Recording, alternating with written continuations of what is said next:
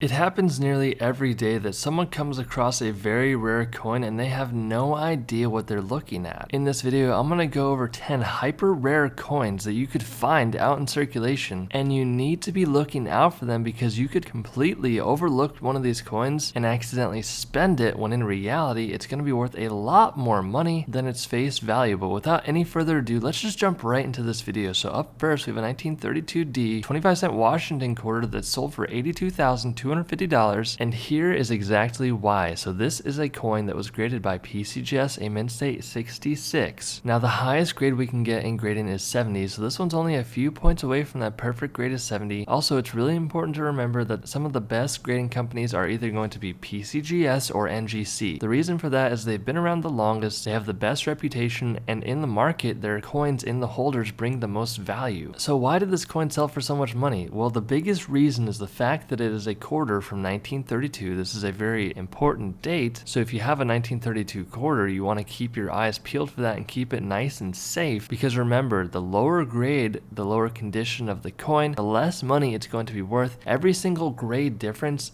that goes up or down is going to be the difference of a lot of money, so keep that in mind. And again, this 1932D quarter sold for $82,250. The last thing I want to say about this quarter is that if you flip the coin over to the back and you look at the back bottom center of the coin, you will see a small little D mint mark. That D mint mark is important because that signifies where the coin was minted, and this coin was minted at the Denver Mint. Depending on where your coin was minted will depend on how many coins were minted for that specific year. Some years and some mint marks have more or less coins that were minted, which will increase or decrease the demand and overall price of the coin. But let's jump into this next coin here. So this is a 1950 25-cent proof coin graded by PCGS, a 68 deep cameo. Now that was a bit of a mouthful, but this coin sold for $31,200, and here's why. So the first thing you'll notice on this 1950 quarter is the fact that it is extremely shiny and lustrous, and that's because this is a proof coin. Proof coins are typically minted at the San Francisco Mint, but not all the time. For example, this one has no mint mark, which means it was struck at the Philadelphia Mint. If the coin has an S mint mark, that means it was struck at the San Francisco Mint. Now, how do you tell if you have a proof coin or not? Well, the first thing is, if you look at the backdrop of the coin, it is going to have a very shiny appearance, almost like a mirror. So if you're looking at the coin, you're going to see your reflection. It's also important to know that sometimes non-proof coins will have a proof-like appearance, which makes them appear like a proof, but it's actually not. That's going a bit deep there, but essentially what you need to be looking out for mainly is this mirror-like appearance on the back. And again, because this coin only graded 2 points away from the perfect grade of 70, this coin sold for $31,200. Same thing here, we're all probably familiar with this 1999 Delaware quarter, but this one was graded at the perfect grade of 70, and it sold for $17,250, and here's why. So this coin is a proof coin, just like the previous coin. Now, something that's very, very important to take into consideration is that this 70 grade is so challenging to get, but it is possible. Finding one of these coins in a very high grade is more likely than it is of hitting the lottery. That's what one of my subscribers always tells me, and I think it's really true. Here's something you really need to take into consideration, though, before you send your coins off to get graded. Grading is not free. Some of the memberships require a monthly or yearly fee that you pay on top of paying for the grading fees, and on top of that, there are different tier levels, meaning that if you send a cheap coin in at the lowest turnaround time, it's going to cost the least amount of money, but you're not going to get your coin back for months, sometimes even years, depending on how big their backlog is. But what you really need to know here is you need to know how to grade your coins. I offer a free ebook on my channel that goes over a bit of grading and values and handling. All you got to do is click the link below. It's completely free, no strings attached, but you don't have to do that. What you really should be doing is learning how to grade your coin, and this takes a lot of time and practice, trial and error, but essentially because this coin graded so perfectly, that means there's pretty much no nicks, gashes, or flaws anywhere on the coin. This coin sold for $17,250. Here's another proof coin. This one is a 1968, and by the way, proof coins are typically going to be found in collections. It's going to be a bit harder to find them out in circulation in good condition because they're really not meant to go out into circulation. But essentially, this is a 1968 10-cent Roosevelt dime that is a no S mint marked coin graded by PCGS, a proof 68. So the biggest reason why this coin sold for $48,875 is the fact that it's missing an S mint mark near the date there. So typically, when a coin is missing an S mint mark, that means it's from the Philadelphia Mint, but in this case, this coin should have had an S mint mark, but it's missing that S mint mark. So this coin is a proof coin. So you need to have a coin that's a 1968 Roosevelt dime, just like this. It's also a proof coin, and it's missing the S mint mark for it to be considered this error coin. It's an incredibly challenging coin to find. So if you have a 1968 coin that's missing the S mint mark, the chances of you having this coin are very rare. What you most likely have is a Philadelphia coin that looks like a proof coin. Long story short, you want to have a proof coin from San Francisco that's missing the S mint mark for it to be worth this sort of money. Again, this coin sold for $48,875. I'm not going to spend too much time on this coin because it's very similar to the previous coin where it's missing the S mint mark. This one's just from 1975. It's also a proof coin graded by PCGS, a proof 68. And this coin, guys, this coin sold for $456,000. That's right, you heard me right, $456,000. All because it's missing that one little S mint mark around the date there. So here we have a 1949 D over S 5-cent Jefferson nickel graded by PCGS, a mint state 67 with the full steps on the back, and this coin sold for $32,900, and here's why. So if you flip the coin over and look on the back right hand side of the coin, you will see a small little mint mark there. If you get magnification, you will be able to zoom into this area and see that it's a D over S mint mark error. And also, if you look above Monticello there on the back center of the coin, you will see full steps. These full steps are the highest point on the coin, and they are the hardest to strike, meaning that since they're the highest point, they get worn down the quickest during circulation. What you need to know is that collectors look after coins like this when they're going to add them to their collection, and it does increase the value. And again, all these reasons allowed this coin to sell for $32,900. One of my favorite types of coins. This is a 1969 S 1-cent double die obverse coin graded by PCGS, a mint state 64 red. Guys, this coin sold for $126,500, and here's really why. So 1969, they tend to have more apparent doubling occurring on the coin. What doubling is a mint error that occurs during the minting process. If you look at the motto at the top, Liberty at the left, and the date at the bottom right there, you will see some pretty apparent doubling. Now, doubling typically does not happen this obviously. The more obvious the doubling is, the more money it will generally be worth. But regardless of that, what looks to be stain to the left of Lincoln's head there, this coin still sold for a lot of money, mainly because it graded at a mint state 64 by PCGS, and it has that doubling. If this coin did not have the doubling, it would not bring anywhere near the amount of $126,500. So keep your eyes out for a 1969 coin that has doubling on the front. One of my favorite types of coins as well. I mean, I love the 1909 SVDB coins. So these 1909 coins were the first year that they ever minted the wheat cent pennies. This one is a 1 cent 1909 VDB coin graded by PCGS, a proof 67 plus, red and brown with the CAC sticker, and this coin sold for $258,500, and here's why. So I'll break this down very quickly. As you notice, this coin has a lot of color to it. That's because that is called toning, and toning occurs when the air oxidizes with the metal composition in the coin. This only really matters with high graded coins and not really with the low condition coin. Again, this is the first year this coin was ever minted. This has no mint mark. What does that mean? That means it was minted at the Philadelphia Mint. If you look at the back bottom center of the coin, you will see the initials of VDB. That was the initial engraver and designer of this coin. Kind of a cool little fact there. Also, this one was graded by PCGS, a proof 67 plus. By now we know what a proof is. Those coins are just very shiny and lustrous, and 67 for this coin is a really high grade. Also, it has a plus designation. The plus grade is another designation that a company like PCGS gives, saying that the coin is really nice. It may seem minor, but that little plus designation will dramatically increase the value. But what's going to increase the value even more is a small little CAC sticker. Now, after you get your coin graded, you can send the coin off with the slab to another third-party company called CAC. You can pay them a small fee, and they will consider putting their CAC sticker on the holder. This is the holy grail thing that you really want on your holder, because essentially that one little CAC sticker will dramatically increase the value. All these things combined allowed this coin to sell for $258,500. So if you have this coin, you either have a fake coin or you have a genuine coin worth a lot of money, because this coin from 1944 sold for $408,000, and here's why. Nearly all 1944 pennies that you come across should be struck on a bronze planchet, but this one was accidentally struck on a zinc-coated steel planchet. What does that mean? That means that this coin is a transitional error coin, and it should not have been struck on a zinc-coated steel planchet. This one was graded by PCGS, a mint state 66. It has a CAC sticker on it. We all know what the CAC sticker is now. All these things combined allowed it to sell for $408,000. This coin sold for $808,000, win $40,000, and here's why. So this is the Holy Grail 1943D 1 cent coin struck on a bronze planchet graded by PCGS a mint state 64. So long story short, during the war efforts they needed bronze for ammunition, and they were transitioning the metal compositions from a bronze planchet into a zinc coated steel planchet, so nearly all 1943 pennies should have a zinc coated steel planchet. There are people out there that will alter coins to make them look like the super rare coin when in reality it's not. So how do you know if you have a genuine coin from 1943? Well, if you have a 1943 coin and it looks like this, get a strong magnet and see if it attracts to that, because if you do, then your coin is fake or it's plated with copper. But if you find this coin, you need to make sure that you're finding someone reputable. Don't take it to a pawn shop, please. Now there are some good pawn shops, but most of them, they either one, just want to make a ton of money off of you, or two, they're pretty genuine people, but they just don't know exactly what your coin is worth. I recommend going to at least 3 coin dealers or coin experts to help you find the true value of your coin. Please, if they're all telling you the same thing, just believe them. Coin dealers and coin experts get a lot of people come into them thinking that they came across a coin that's really rare and valuable, but the reality is most of the time the coin that you have is not going to be really rare. If that was the case, then everyone would just be making a lot of money, but that's just not the reality. So please be respectful to these people. This is what they do for a living. They know what they're doing. Most coin dealers and coin shops really don't want to rip people off, but you need to understand that if they have a bunch of people coming in thinking they struck it rich and then them getting in some sort of argument with the coin dealer, it can get a bit tiring over time. So please be nice to these coin dealers and coin experts, because all they're really doing is trying to help you out. Hit that subscribe button. It really does help out the YouTube algorithm, so stay tuned for more, and I'll see you guys in the next video.